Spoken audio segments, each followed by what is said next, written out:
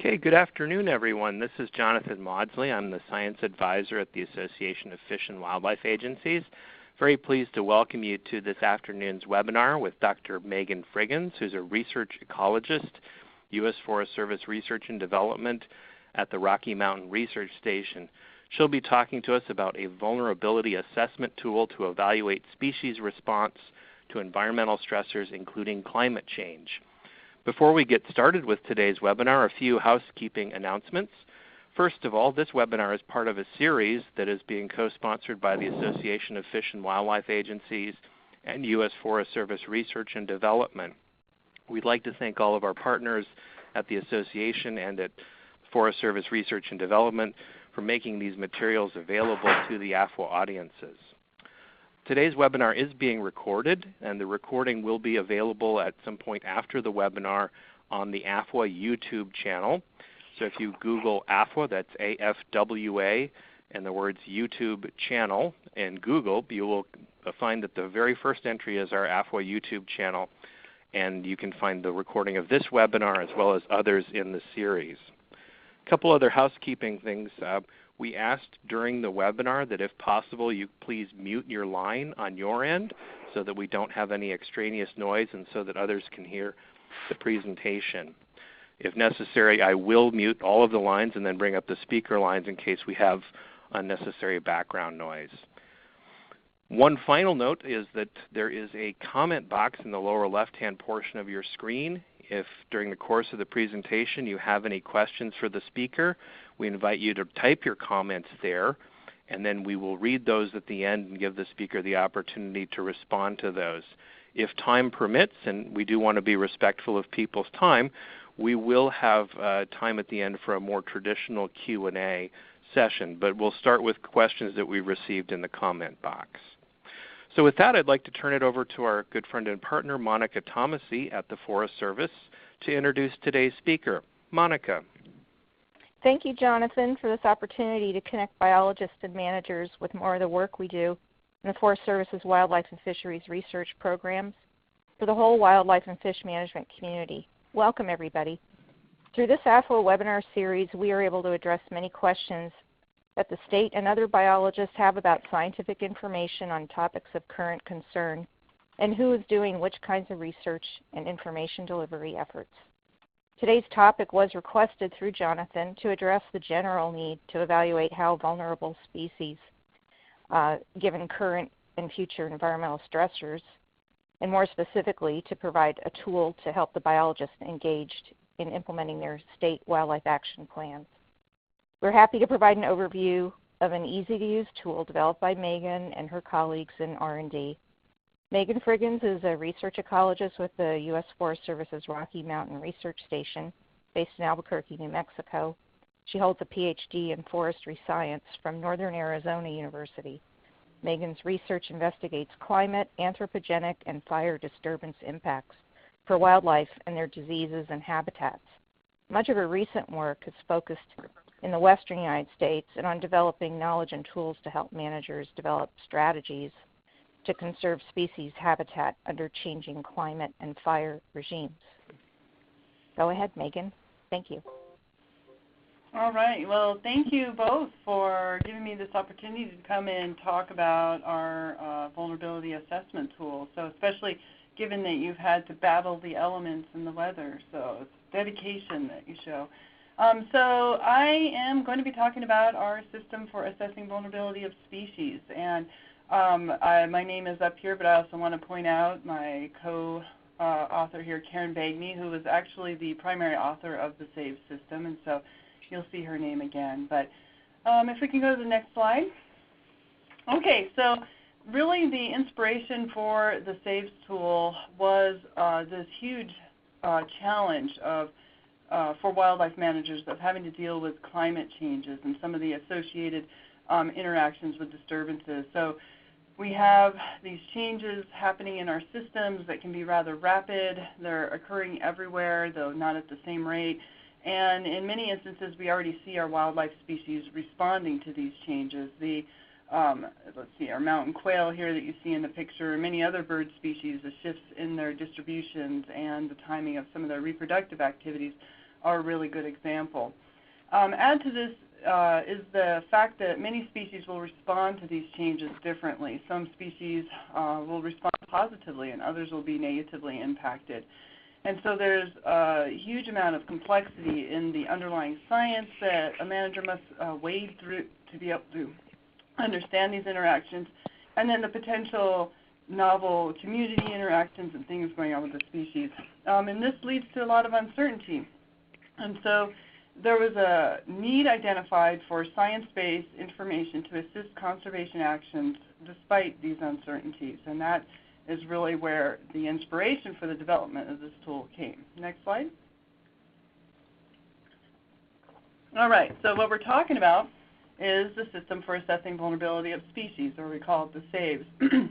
And what you see on this slide, on the left-hand most side, is the actual GTR, which describes the SAVES system, and it has all the tables in the background and guideline documentation within it. And then in the middle you see there is the SAVES climate change tool. This is a tool that's available online. You can fill out the questions and it outputs a table of results for you, so it's kind of an interactive tool. And then on the far right side here you see an example of one of the applications of SAVES, which I'll talk about in some detail later. And so we had a lot of partners in developing this tool. The Region 3 of the Forest Service and the Washington office provided a considerable support and feedback. The DoD was involved in the development of this, and our first case studies occurred on DoD installations. And then we also were co-working with the Nature Conservancy and these various other folks, many of whom supported case studies, which helped us refine and produce the final version of this. So next slide. All right, so the SAVES system is based on 22 questions.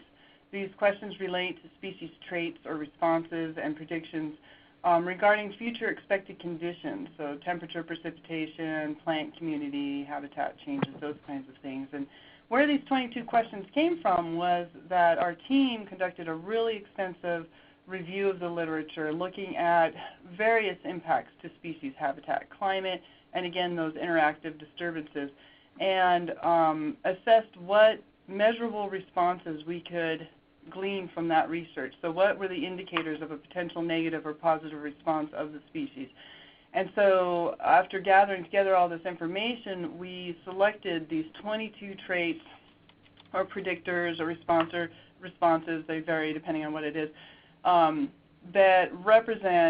we can quantify to represent vulnerability of species to these impacts. And so these questions, or I should say one last thing about these variables, we also distilled this down to those that would have information that were most likely that a manager could find information on. There's certainly a lot of potential species responses, but many times we don't have information that will allow us to say whether or not that applies to a given species. So these are questions that anybody should be able to answer based on information we have at hand. Okay. So these questions are divided into 4 categories, and that's what these boxes represent here. We have 8 habitat questions, 8 physiology questions, 4 questions regarding phenology, and 5 questions regarding interactions. And so the habitat questions deal a lot with expected shifts or loss of associated vegetation or habitat elements, maybe ponds, things like that. It also regards innate characteristics of the species, like its dispersal ability and its reliance on stopover sites. The physiological questions regard more intrinsic features of the particular species. Does it have temperature or moisture thresholds? How does it respond to extreme weather conditions? Does it have capacity to store food? Is it tolerant to disturbances? Phenology regards a lot of things with respect to cues and how closely they're tied to important biological events for a species. So is the species reliant on outside cues like temperature, precipitation, or timed resources like insect emergence? How many reproductive events does it have per year? Species with more opportunities per year will be able to weather increased variation better. Does it migrate? What are the parameters of its migration and hibernation that may be affected by earlier green up or earlier insect emergence or changes in some of those cues. And then finally we have interactions. How does the impact of climate or other effects on predator, prey, and competitor species affect your species that you're assessing? And then I think very importantly, how may parasite and pathogen infections change? And so all of these things are addressed within the tool with individual questions. Next slide. So the SAFE system was developed for terrestrial species, so amphibians, reptiles, birds, and mammals. This is it's not really appropriate for purely aquatic species because there would be additional indicators that would probably need to be included in this. It can be applied to any system worldwide. Now, when we did our literature review, we were focused on papers written in English, so there's probably a North American, European influence, but really I think that this should apply to most species anywhere because we see many of the same traits worldwide. You can use this tool at multiple scales. You can assess a species across its entire range, or more commonly how we've used it, you assess it within a particular area of interest. So it might be a forest, it might be a region, something like that. And of course, your assessments might vary. How vulnerable a species is across its range versus in a given location can be quite different, so that you can get some interesting results there. This tool considers breeding and non-breeding habitat. It actually considers migration in 4 different ways, both with respect to considering breeding and non-breeding habitat, reliance on stopover sites, a bit about phenology and how closely migration is tied to environmental cues versus things like daylight and things like that. So, and then finally, though this is a tool that was really developed to help managers be able to deal with this huge issue of climate change, it does consider also invasive species, habitat changes that maybe are happening because of interactive effects, with disturbances in particular, and things like that. So next slide, please. So this is what it looks like, what kind of output you get when you use SAVES. Now, actually, it gives you numbers. It doesn't give you this chart, but then you make a chart like this from the numbers. And so this is an example from one of our case studies. This is the bird vulnerability scores for birds that inhabit the middle Rio Grande Bosque in New Mexico. And so you can see here that we have, oh, okay, I guess I should back up.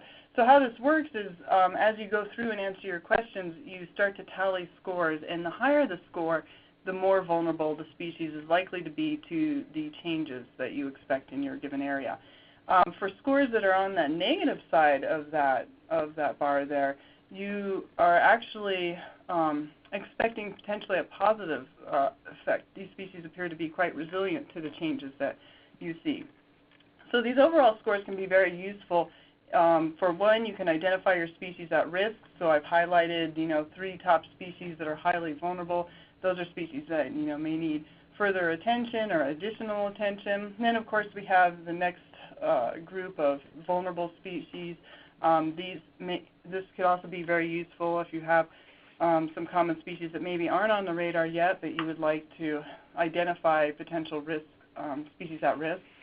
And then, of course, we have this little resilient population where all their scores were negative, indicating that they may actually benefit from some of the changes that were expected in the MRG. And so that last one, the brown-headed cowbird, appears to be our most resilient species, and that's because in this particular assessment, we're expecting greater water limits in the area, and so that's going to reduce productivity of the vegetation community, open up habitat, and that really helps the brown-headed cowbird find nests because it's a nest parasite, and actually it's a problem for some of those most vulnerable species up there. So not only can you get information about maybe the species that you want to implement conservation actions for, but you can get information about maybe the problematic species, and so this can be very useful. Okay, next slide. Okay, so this is also from the same report, but now we're looking at amphibian scores, and we're looking at the scores within those categories that I spent so much time talking about in the previous slide. And so we can see here we have 3 native species, the top 3 there, most vulnerable species, northern leopard frog, western chorus frog, and woodhouse toad. And then at the bottom we have American bullfrog. This is an introduced species, and its summed vulnerability score is quite neutral. It's not expected to benefit, neither is it expected to be particularly resilient on average. You know, there's a net no benefit. But what the usefulness, the usefulness of looking at these categorical variables is that it can really help you start to identify potential management intervention points. So if we look at those top three frogs, you can see that they all have quite a lot of their score attributable to habitat issues, and that's because these species rely on ponds, and there is an expectation maybe for the pond longevity to decrease and ponds to be less available, so that's really going to negatively impact these species. They also, all three of them have a lot of that gray color, so they have some negative impacts from their phenology, that they reproduce once per year, and though they can be prolific, if there happens to be increased evaporation of a pond or some stochastic event, they're likely to be harder hit than the other species that you see here. If we look at that American bullfrog, our least vulnerable species, you can see it too is having some habitat issues, and actually the American bullfrog is more sensitive to high temperatures in the water. Its eggs have a lower thermal tolerance than our native species, and it needs water bodies for a longer period of time than those. So it's not more adapted in that sense. However, if we look at what is contributing to the resilience of this species, it is really good at taking advantage of changes in resources. As soon as conditions are good, it can breed, and that's a real advantage for the species and probably why it's been as successful where it has been introduced. As well, it has some physiological tolerances that the other species didn't have. And so by looking at the scores in this way, you can start to identify courses of action that may benefit multiple species. You can also identify areas where maybe your, again, problematic species are more sensitive, and maybe you can take advantage of that. There's endless possibilities with this kind of thing. So, okay, next slide. Okay, so the SAVES tool is available online, or it can be downloaded as an Excel worksheet, and we have conducted several case studies, which I'll talk about in just a moment, which provide a lot of information on the species that we're focused upon and provide really good examples of how you can use this tool, even more detailed than what I'm talking about today. As well, there's a lot of instructional documentation. And so we have the GTR. We also have instructional tutorial that's online. And then, of course, we have the tool itself. And so what you see here is a screenshot of the tool web page. And I don't have a pointer right now, so I'm going to just describe what you're seeing here to highlight some of the aspects of this tool. So what we're looking at is the first habitat questions, and you just continue to scroll down and answer the questions. And again, there's 22. And if you look in it says H1 area distribution, this is for the breeding habitat. This is our first question. And there's a little information bar or a little information button there. And if you highlight that information button, it actually gives you a whole lot of instruction or guidance for, okay, how should you be considering habitat and the data that you might have to consider habitat in order to answer this question. And so you can indicate there's 3 options. Some of these questions have more than 3 options, but for this particular one, the first option would be an indication of increased vulnerability. Then you have a kind of neutral response, and then the last option for that particular question would be a potential benefit for the species. And so on the next column over, you have uncertainty. And I haven't talked about uncertainty, but this is a really important part of vulnerability assessments, and it's built into this system. And so essentially for every question that you fill out, you indicate whether or not you felt that the information you had to give a response was adequate or not adequate. And there's many ways to consider uncertainty, and because we wanted this tool to be broadly applicable, we found that this was probably going to be the most useful. If we had more categories, it became very kind of onerous to work through, and sometimes it didn't help you. So we have the simple adequate, not adequate, and what this does is when you go through, you'll go through and answer these. Oops, am I good? Go? Okay. Yep, you you're go good. through and Okay, I keep hearing something, so I'm just going to keep on going. Okay, so you go through these questions and you hit submit, and it'll punch out a table for you, and you have all your results. It'll also give you a summary of your uncertainty score, so you can tell which questions you were uncertain about, which categories, maybe habitat, you have a high uncertainty, but you were more certain in other categories. And it typically comes out that uncertainty is really high in that interaction section, but that depends really on your species. And so I think that's all I wanted to highlight on this, so let's go to the next slide.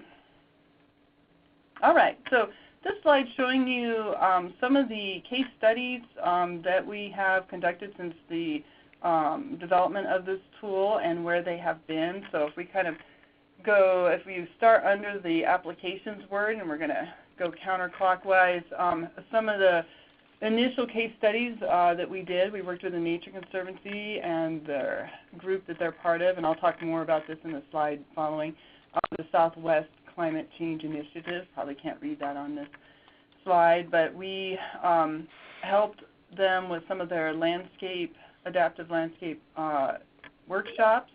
Then we have also conducted assessments using this tool for a couple DoD installations within southern Arizona. The blue GTR cover you see kind of right at the 6 o'clock point uses the SAVES to conduct assessments for a number of species in the Coronado National Forest, and it contains a really detailed review of climate change impacts and other things that are going on in that area as a whole. So it has additional material that's really helpful and useful. The cover that you see to the right of that is the MRG, the Middle Rio Grande Bosque GTR. We assessed 119 species for that particular assessment, and that was working with Fish and Wildlife. And you saw some graphs from that already. And so then if we continue up, there's the climate change in the United States forest.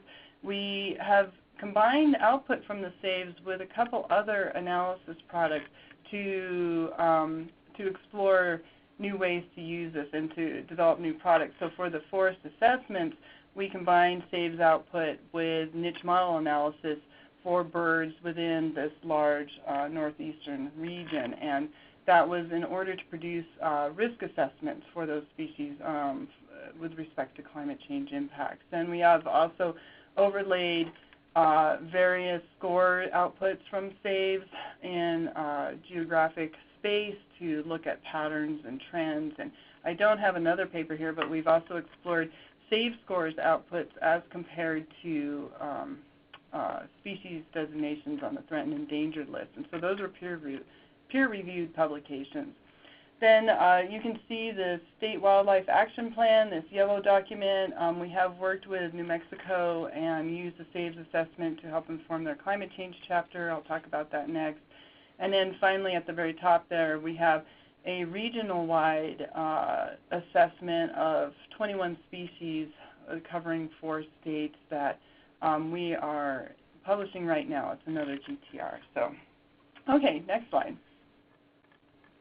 All right, so I want to talk a little bit more about some of these examples because I think it's the best way to highlight how this information can be used and maybe how it could be useful to some of the things that are going on with the folks that might be on the call today. So first, this collaboration with New Mexico Game and Fish. So we use the we use the SAVES to assess species for the climate change chapter of the New Mexico SWAP revision that occurred in 2016. And so in the actual document, there's a really nice climate change chapter that presents a really concise and good overview. Excuse me, my screen just went down. Okay, we're back. Overview of climate change impacts for New Mexico habitats, and then of course for species of greatest conservation need. Associated with this is a much more detailed appendix where we have the results of applying the SAVES system to these species, including little synopsises and a lot of charts and diagrams. And so if you're interested in seeing how that could apply to species of greatest conservation need, I would really check out this PDF. And then we use some of these assessments to inform some case study examples that were included in the SWAP. Okay, next slide. Okay, and what you're seeing here is a table from that appendix, and it just shows you the kind of information that the SAVE system allows you to summarize, because it's not only a tool for producing these numerical scores, but it's really meant to help you organize information, because there's a lot of information. It can be sometimes difficult to know what's relevant and what's not. And so a large component of the SAVES and a goal of it was to help with that process to focus in on what matters, essentially. And so here is an example of something that we often produce when we do an assessment using SAVES. And so you have some of the species, this table goes on, but some of the species on the leftmost column. Then we list the critical vulnerabilities, and these pertain to specific questions and how they were answered, so you can quickly draw that information out. Then there are resiliencies, and then information needs. And since I'll just go through that first one. So we have the Jemez mountain salamanders. And so critical vulnerabilities, there's an expectation for decreased soil moisture, which will have a negative impact on this species. It has some other physiological limitations, and is considered to have low dispersal abilities, and it's kind of a specialist too in the habitats that it's found, or at least in the area, I guess I should say. But it also has some resiliencies. It's able to torpor, and this is a great adaptation to having increased resource variations and strange spring storms and things like that, where maybe you have to hole up for a while. Not all species have this, so those that do are considered to have an advantage. It also has this fossorial habitat, so or nature, where it uses subterranean habitats, and that behavioral adaptation can really help it weather storms as well, no pun intended. Now, the information needs column, so information, as we were going through and assessing this species, it became really apparent that we need more information on fire effects. Very difficult to answer questions regarding disturbances, and even some of the habitat questions, because this fire element is so important in these systems and with expected future changes. And so that's really a huge need right now. Also, climate effects on chytrid fungus infections. It's really not clear what warming conditions will mean. The chytrid has this high, it has a temperature threshold. It doesn't exist at very high temperatures, but when we're talking about these mountain ranges where we can have ideal conditions in higher elevations, how do we expect this fungus to move across the landscape? And so this is just an example of how information can get pulled out when you're implementing the SAVES tool. So next slide. Okay, so I'm going to talk a little bit about the Southwest Climate Change Initiative and some of the work that we got to do with this group, because I think it's a really good example of how SAVES and similar systems can be useful for science delivery. And so the Southwest Climate Change Initiative is a collaboration between these groups that you can see at the bottom: Nature Conservancy, University of Washington, Wildlife Conservation Society, University of Arizona, and the Forest Service. And so the whole point of this was to assist adaptation planning in the Four Corners area. So this covers Arizona, Colorado, New Mexico, and Utah. And this group outlined specific goals to provide landscape-scale climate change adaptation planning and information. And they wanted to assess climate change impact for species of greatest conservation need, and then to identify strategic actions and opportunities. And so next slide. So what we did was, and this was one of the first projects that we worked on, so this process really helped us develop the SAVES tool as well.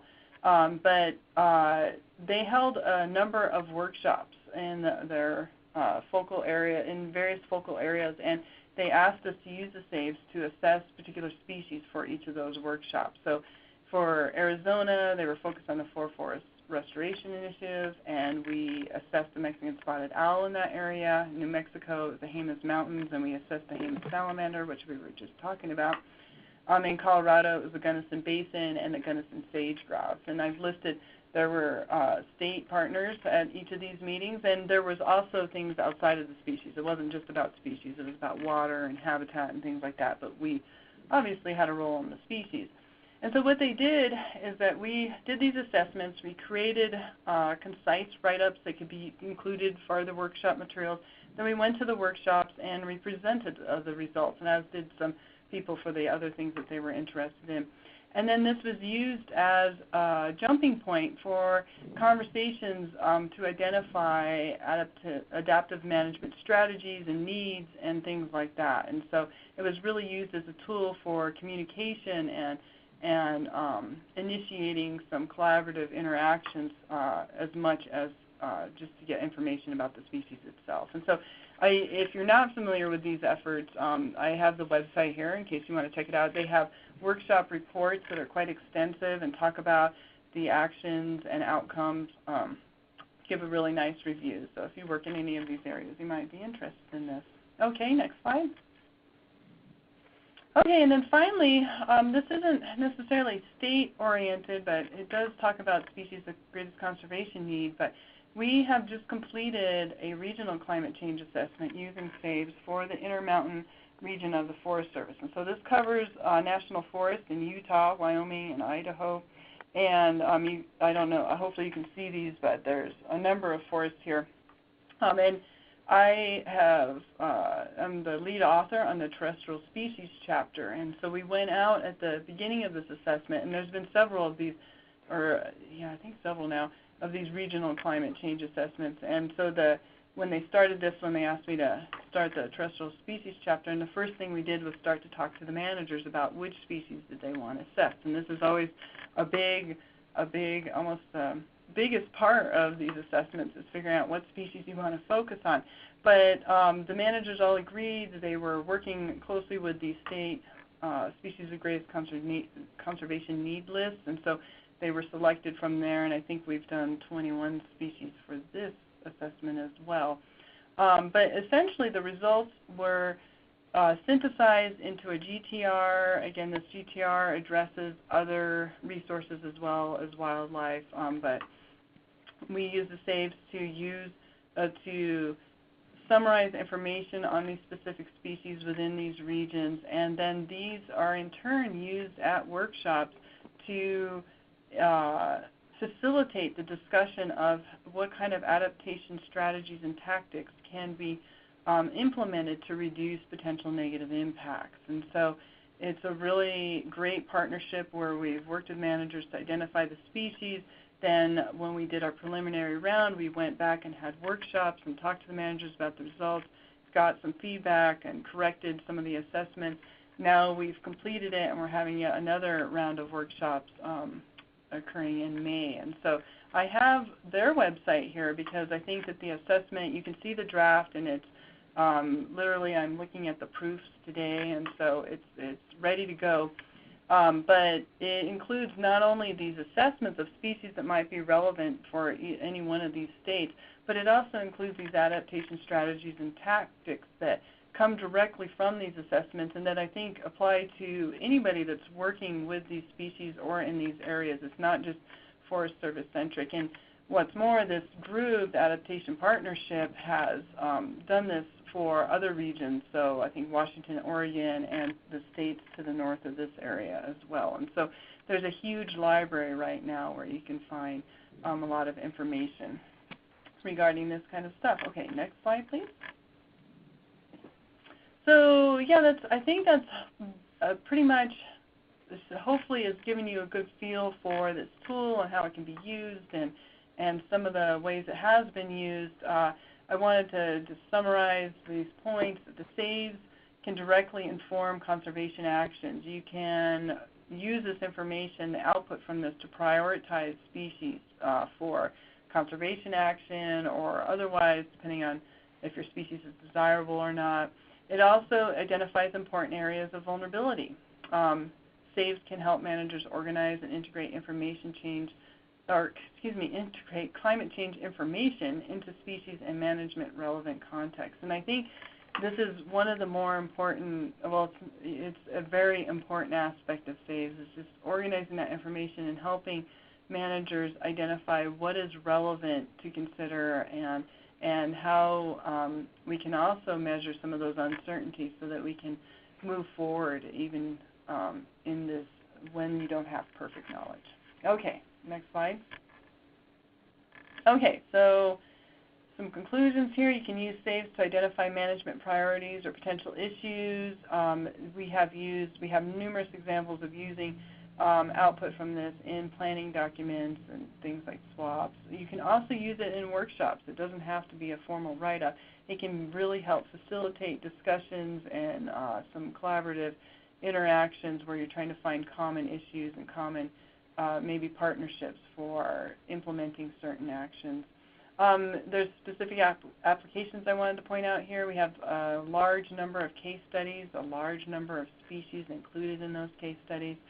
These are already completed outputs for landscapes and habitats across the U.S., and there's also variations where we've combined it with niche modeling and combined it with other assessment techniques to extend the application of these tools. We also, of course, have the web-based tool for new assessments. And so you can always go in quite easily to the web page and initiate an effort for your own area. You can work independently, or you can contact us and we can work together and see what we can develop.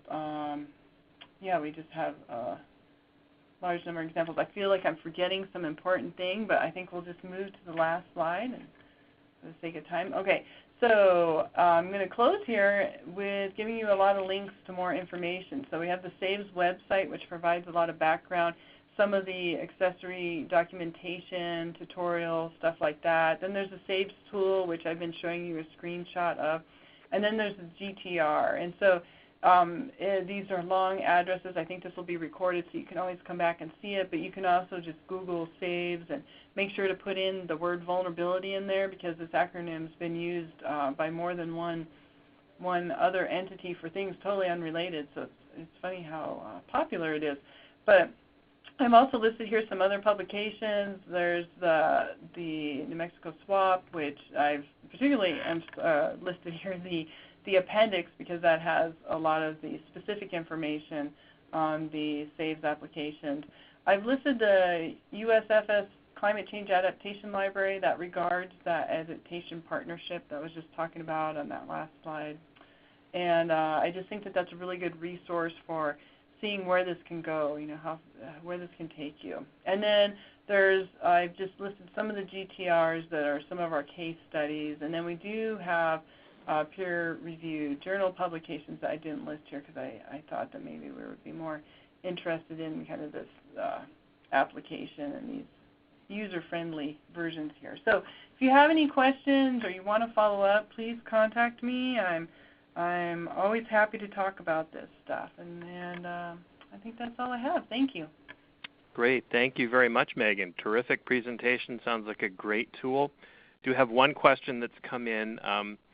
Talk a little bit, if you wouldn't mind, about the differences between this and tools such as the NatureServe Climate Change Vulnerability Index and circumstances in which you might want to use one versus the other and so forth. So yeah, the NatureServe Climate Change Index, they also have, it's nice, they have a lot of examples of it's being used as well. They are different, and so it's funny, I had this question not too long ago and was talking to somebody about this, but we explored, these were developed in very similar periods of time, and so we were aware of that tool as this was being developed, but we didn't have a final version to compare, but at that time we did compare our tool to that one to see if we were duplicating efforts, and we felt that we weren't, because the NatureServe tool is a really great tool.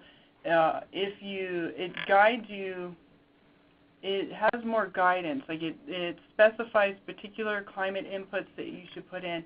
It gives you options. It's very clever in how you can answer questions. And I'm not a perfect, I almost feel like we should have somebody from NatureServe describe this tool, because they would do it justice.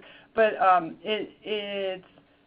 it's less flexible, but it makes it almost easier to use. It's more of a complete package in that it gives you, okay, put in this climate data, there you go. Okay, answer these questions. Okay, here's your results, and it also classifies those results for you. So it'll say most vulnerable, least vulnerable. It doesn't give you a raw number, So it's more packaged in that sense, and I think that that can be really convenient on some aspects. The SAVES tool was developed more to be very flexible to new information, to maybe unique situations by managers, and so it's a lot less, or maybe I should say it's a lot more transparent. You can do these calculations on a sheet of paper. There's an Excel file, as I mentioned earlier, that you can do the calculations on.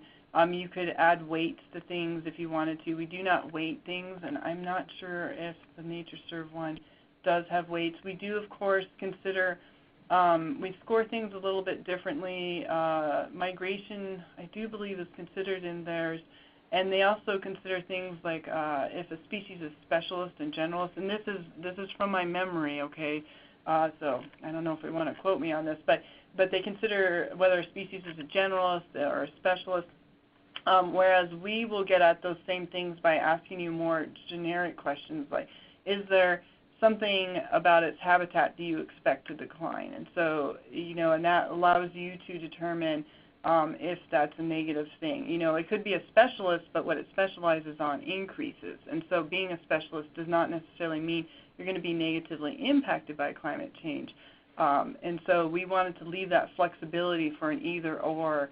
And so that is probably one of the kind of the, underlying differences. I think that they're both great systems. Let's see, what was the last part of that question? Sorry, I have to repeat it. Just comparing and what situations would they be most relevant for? Yeah. That's a good question. So I am totally biased. So yeah, this is a tough one because I think that the SAVES, I think that SAVES is quite flexible, and if you're a manager working on a landscape, that it would have the most utility if you're trying to develop adaptation options and things like that, because it does give you a lot of information about where the species vulnerability is greatest. What is it about the species that seems to be the problem? And I'm not sure that the NatureServe Index does it in the same way, but they definitely have some really nice publications using it. So, boy, that's just a really good question.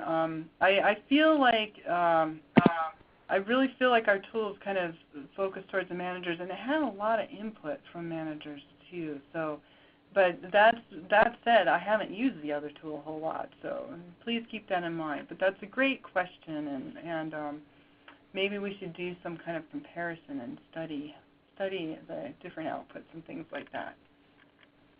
Sure. That sort of leads into another related question, which is what taxonomic groups of organisms have you used this tool on, and which ones does it seem to work better for some groups than others? Oh, well, I would say it doesn't. I would say it works equally well for all species and I think this is going to be true of any index, whether it's the NatureServe or this one, where you run into difficulties is when you don't have a lot of information, and where we seem to run into a lack of information the most, I would say, is the reptiles. They really seem to have less information on a lot of stuff as compared to other species. So when we have done these huge efforts, the 119 species, that taxonomic group was the most difficult, and we often, there would be one species that was well studied, and we would apply those answers to the other species within the genus or whatnot, and so that was probably most challenging. But that's not necessarily the tool. Now the tool does have questions in it that pertain only to particular taxon, and so the reptiles, for instance, have this temperature-dependent sex determination, and so there's a question about that that's included in the physiology section. And if you have a reptile, you're able to answer yes or no on that, and if you don't, it zeroes out, so it's not included in the score. Because birds are typically, in the assessments that we've done right now, are the only long-distance migrant, because we haven't done a whole lot on elk or deer. The birds tend to come out more vulnerable when you have comparison using all 4 taxa, because they tend to get those hits on their migration. They rely on stopover sites, which is a risk factor. Maybe their breeding habitat and their non-breeding habitat is going to decline, and so they would get a double score there. Whereas if a species is in one area, it would have the same score for both of those. And so when you do it across all 4 taxa of mammals, birds, reptiles, and amphibians, there is a tendency for the birds to have higher scores than the others. So it's not a great tool for comparing birds to amphibians, because different things pertain to those different taxa, and that is built into the tool. But it's best to use this to compare amphibians to amphibians and birds to birds. Great, that's very helpful. Yeah. The subject of missing data and missing information is very important for the swap context, as I'm sure you're aware. I know from AFWA's perspective, the original round of swaps, about 35–40% of the species were on the SGCN list simply because they were data deficient in some way or another. So that does limit your ability to do apply some of these types of tools. But did have a follow-up question to that. Have you used it on invertebrates, and if so, which ones? No, we have not used it on invertebrates. So, I do recall we looked at invertebrates. I don't think, I would have to talk to all the different partners. I don't think that we have. It wasn't designed with invertebrates in mind, so it could be helpful. You could probably still consider all of those factors or questions, they would pertain to invertebrates, but you might have additional considerations, particularly since they would have different larval and adult stages, and so maybe it could be tweaked, and that would be reasonable, but I would definitely want to look at that more thoroughly and make sure that we weren't missing some important biological indicators. So it has not, I don't think. Very good. Thank you. That concludes the questions that we have in the chat box and have received here at the AFWA end. If there are other folks who have questions for Megan, we do have a few minutes here before we have to wrap up. If you could just state your name and your organization or affiliation and then your question very briefly, we do have time for a question or two from the line if someone has one.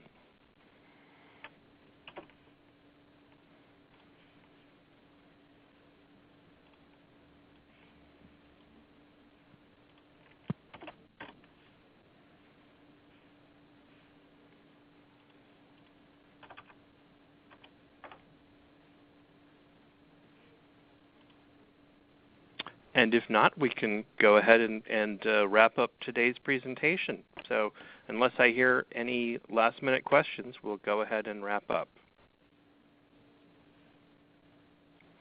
Great. Well, thank you very much, Megan. This has been a terrific presentation. We really appreciate you taking the time, and all of our audience members for taking the time to call in and listen today to today's webinar. As I mentioned at the beginning, the webinar has been recorded. The recording will be made available on AFWA's YouTube site at some point after the conclusion of today's webinar. To reach our YouTube site, just go to Google and type in AFWA YouTube channel, and the first thing that pops up should be the Association of Fish and Wildlife Agencies YouTube channel, where you can find the recording for this webinar as well as other webinars in this series. So with that, I'd like to turn it over to Monica Thomasy at the Forest Service for any last remarks. Monica. Thanks, Jonathan. Thank you, Megan, and thanks to the participants. For more information on this subject or other subjects from R&D, you can go to Tree Search. That is our search engine. And for this webinar in particular, I recommend General Technical Report 257. That's GTR 257 for the basic background and guidance on the SAVE system. If anyone listening now has a particular natural resource science topic of interest that you would like us to cover, please send your request to Jonathan. Our next webinar will be on identifying priorities for avian conservation and habitat management. by integrating dynamic vegetation models with bird abundance models. That will be delivered by John Kim based on a collaborative effort with Point Blue and Klamath Bird Observatory. And that will be on April 26th. So look for an announcement soon. Thank you. Great. Thank you very much, everyone. That concludes today's webinar. Thank you.